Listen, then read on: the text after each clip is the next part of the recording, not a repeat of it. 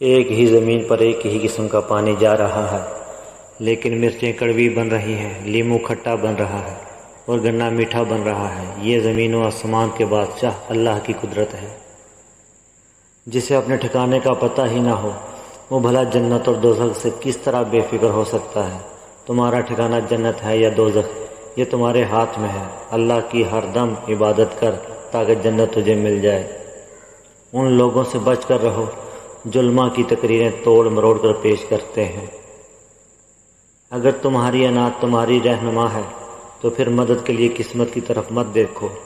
دن کو تم سوئے ہوئے رہتے ہو اور راتیں مختصر ہیں۔ ممکن ہے جب تم جاگو تو زندگی کی شام ہو چکی ہو۔ بہترین انسان وہی ہے جو اپنے دوستوں کو بیکار نہ جانے اور دوسروں سے بہتر اور اچھا جانے۔ بندے کی زندگی میں تمام حرکات و سکنات صرف اللہ کی ذات کے لیے ہی ہونی چاہیے۔ جسے چھوڑ دیا اسے مکمل چھوڑ دیں، اسے برا بھلا نہ کہیں، خاموشی اختیار کر لیں۔ بے پناہ چاہت کے باوجود بھی کوئی آپ کا نہیں بنا تو جان لیں محبت اس کا مسئلہ ہے ہی نہیں۔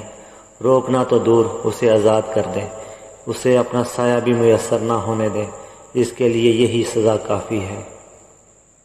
زمین پر کبھی بھی اکڑ کر مت چلو، کیونکہ ایک نہ ایک دن تمہیں بھی اس زمین کے اندر جانا ہے، جہاں تم بالکل اکیلے ہوگے۔ صرف اچھے کام اور نگاہیں نیچی رکھنے سے ہی فائدہ ہوگا۔ اگر تم خدا کے بن کے رہو گے اور اللہ کی ہر بات پر عمل پیرا ہوگے تو اللہ بھی تمہاری ہر بات کو مانے گا اور بن مانگے عطا کرے گا۔ انسان کو علم حیاتیات کی روشنی میں دیکھیے یا اس کا کوئی اور مقام متعین کیجیے۔ وہ بہرحال تمام شکاری درندوں میں سب سے زیادہ خوفناک ہے، اور حقیقت میں یہ وہ واحد درندہ ہے جو بڑے منظم انداز میں اپنے ہی ہم جنسوں کا شکار کرتا ہے۔ نا امید ہرگز مت ہوں، کیونکہ خدا امید کو سب سے زیادہ مایوسی کے لمحے میں بیچتا ہے۔ یہ مت بھولو کہ زیادہ بارش زیادہ سیاہ بادلوں میں ہی ہوتی ہے۔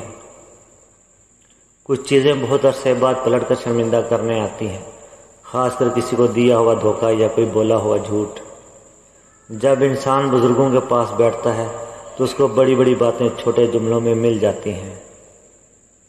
جس گھر میں عورت کے کہہ کہے کی آواز آئے تو سمجھ جاؤ اس گھر میں رزق کی تنگی اور نحوست آ جاتی ہے۔ نبی صلی اللہ علیہ وآلہ وسلم نے فرمایا، اپنی اولاد کو 3 باتیں لازمی سکھانا: قرآن پاک سکھانا، نبی کی محبت سکھانا، نبی کی اولاد سے محبت سکھانا۔